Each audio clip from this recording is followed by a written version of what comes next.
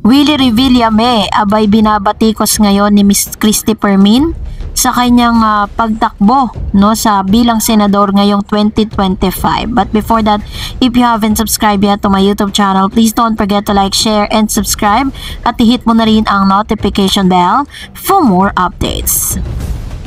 Let's watch these video updates. Wala pa kasi hindi pa ako nananalo. Pag nanalo ako, ito ko naisipin na. Ang iniisip ko na kung paano ako. Huwag mo na akong tanongin ng mga ganon. Willie Revillame declared that he's ready to run for senator in 2025 midterm elections as he hopes to be a public servant who's dedicated to serving his countrymen. Revillame expressed his intention to run for senator during a prayer rally in Davao City last Sunday, January 28, where he recalled that he had previously been offered by the President Rodrigo Duterte and Senator Christopher Bongo a spot in their party senatorial lineup. So dahil po dito ay Willie Revillame said that he had to turn it down due to contractual obligation with the show Wawawin. Last March, 2 years ago after the COVID-19 pandemic, pinatawag po ako ni Senator Bongo at ng mahal na Pangulo Rodrigo Duterte at ako ay kinausap nila sa Malacanang. Yun po yung pinatatakbo nila ako bilang senador. During that time, meron akong programa sa GMA, yung Wawawin, sabi niya.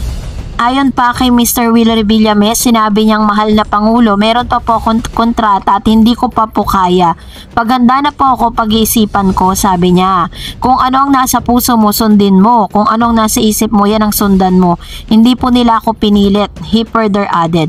Last March, 2 years after the COVID, Senator Bongo and beloved President Rodrigo Duterte ay talagang sa mga nagpupursue sa talagang tumakbo itong si Mr. Willie Revillame sa darating na eleksyon. The TV host said his decision was made after long days of prayer and deep thinking and deep consideration per Duterte and Go's trust. Nagdasal ako at hindi ako nakatulog at naluluha ako dahil isang karangalan sa katulad kong TV host na alukin ng isang presidente ng Pilipinas na magsilbi sa bayan.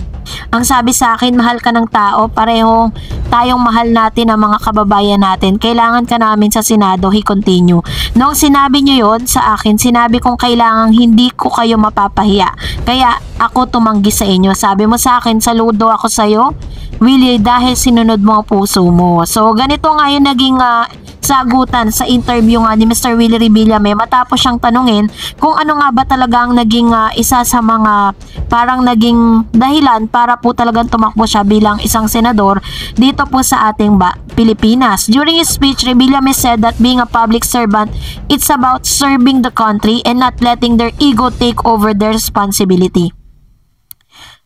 Dapat hindi politiko ang tawag sa mga nagsisilbi sa bayan. Dapat ang tawag sa kanya ay publiko serbisyo or public servant. Dahil kapag nahaluan ng politika, nandyan ang away, nandyan ang ego. Ang sarap ng isang bansa na walang nag-aaway, walang kulay na pinipili, nagkakaisa at nagmamahalan, he said. Ipinagdasal ko tong mabuti. Kung ano po ang desisyon ninyo, palagay ko handa na ako. So dahil po dito ay naghain na nga ng kanyang kandidatura bilang isang senador si Mr. Willie Revillame na agad naman na binatikos ni Manay Christy Permin sa kanya pong channel. Panoorin natin ito. Pero ang sinabi niya doon, ang dami-dami namang batas na pinaiirog yan, hindi naman nasusunod. O ilang presidente na ba nagdaan? Ang dami na nila pero nagbago ba ang kabuhayan ng mga Pilipino? Mahihirap pa rin, sabi niya. At yung batas daw, kapag ka daw hindi niya napapasa, nagdiba ang mataas at mababang kabuhayan ng Kongreso. Magkano yan titignan kung pwedeng pumasa o hindi. Popondohan niya di ba? Ang sabi niya, didiretso daw niya sa Pangulo. Yung batas na kanyang gagawin. Dahil ang Pangulo naman daw ang nasusunod. Siya magpapauso. Ano to, iba-bypass sa unang pagkakataon? Di ba? Iba-bypass yung Congress. Mismo. Di ba nakakaloka? Ang dami. Kasi simula pa lamang po, unang araw ng kanyang pagsusumite ng COC, ang dami na niyang sinabi kagad.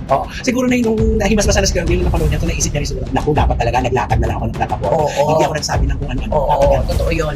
Tsaka kami naman po, merong mga magsasabi dyan, galit lang kayo kay Willie Revillame, kaya kayo ganyan. Hindi po siguro po, meron din naman kaming pananagutan sa ating bayan na itataas naman po natin syempre pa yung kalidad ng politika ng Pilipinas, di ba? Na yung mga malalabo, yung nakulang, pupunan na naman natin. At si Willie, saan sobra, anong sabi ng mga tao? Hindi pwede ang pikon na mayabang sa Senado. Sa isang programa nga ni Ms. Christy Permin, sinabi niyang itong si Willie Revilla may papasok sa mundo ng politika nang walang armas. Hindi mo alam kung anong kanyang plataforma kundi ang magpasaya lamang at magbigay ng tulong sa mahihirap sa ating kababayan.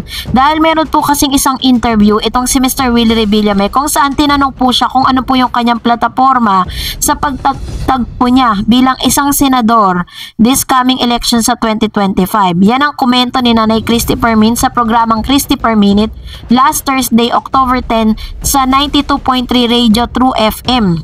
Lokang-loka nga daw di umano si CFM or Christy Permin host na kasama si Romel Chica sa biglaang pag-file nga di umano ni Mr. Willie Revillame ng kanyang Certificate of Candidacy noong October 8 sa pagkasenador para sa darating na 2025 midterm election. Pagkatapos kasing mag-file ni Willie ay maraming taga-medyang nagtanong sa kanya kung ano ang mga naisip niyang batas na isusulong at kung ano ang plataforma niya. Nagulat ang lahat sa sagot ng Will to Win host dahil wag daw siyang madaliin dahil nakaka-file lang niya ng kanyang Certificate of Candidacy. Ayon pa sa kasamahan naming nakarinig ay nagkatinginan na lang daw ang lahat sa sinabi ni Willie dahil sa namumukod tanging siya lang ang kandidato na tila naninermon pa dahil minamadali siya sa mga plano niya. Reaksyon ni Nanay Christy, wag daw siyang apurahin kung ano ang plataforma.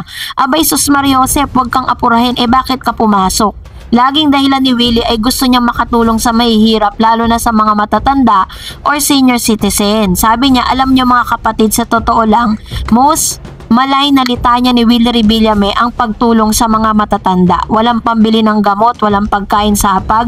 Asan ang batas? Bakit hindi ka nakahanda? Anong plataforma mo? Anong gusto mo lang naghahalak-haka ng mga Pinoy dahil sa pinatatawa mo at binibigyan mo ng pera?